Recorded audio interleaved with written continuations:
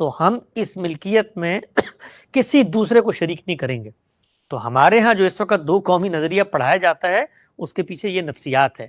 ہم دنیا کو یہ میسج دیتے ہیں, اپنی قوم کے بچوں کو یہ میسج دیتے ہیں کہ یہ ہماری ملکیت ہے, یہ ریاست بطور مسلمان کے, جس کی ہم اصول میں نفی کرتے ہیں. اور میں نے جیسے کہ عرض کیا کہ ہمارے ہاں یہ بڑا نقصان ہوا کہ ہم نے جس بنیاد پہ تقسیم ہوئی تھی اس کو دستوری سطح پر نہیں مانا, اور جب نہیں مانا تو پھر یہ اس کے سارے ثمرات ہیں. بلکہ اس سے آگے بڑھ کے میں آپ سے کہوں کہ جب ہم نے یہ فیصلہ کر دیا کہ مسلمانوں کی ریاست ہے, تو آگے بڑھ کے پھر ہم نے یہ بھی کیا کہ مسلمان کون ہوتا ہے یہ بھی ہم اسمبلی کی سطح پہ طے کریں گے.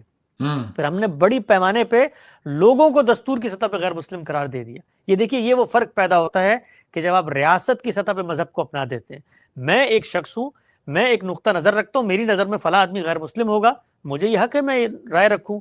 لیکن جب میں ریاست کی سطح پہ ایک قانون بناتا ہوں کہ فلاں غیر مسلم ہے اور جو اس کو غیر مسلم نہیں مانتا وہ بھی غیر مسلم ہے, اور اس سے آگے بڑھ کے وہ شخص بھی اپنے آپ کو کہے کہ میں غیر مسلم ہوں, تو یہ وہ پرسیکیوشن ہے جب آپ مذہب اور ریاست کو ایک کر دیتے ہیں. لہٰذا نیشن اسٹیٹ کا جو اصول تھا اور اس کے تحت جو جمہوری حکومت بننی تھی, اس میں ریاست کی سطح پہ مذہب کی کوئی انٹرفیرنس نہیں ہو سکتی. لیکن ہمارے یہاں ہوئی بدقسمتی سے, اور پھر اس کے نتائج بھی ہم نے بھگتے.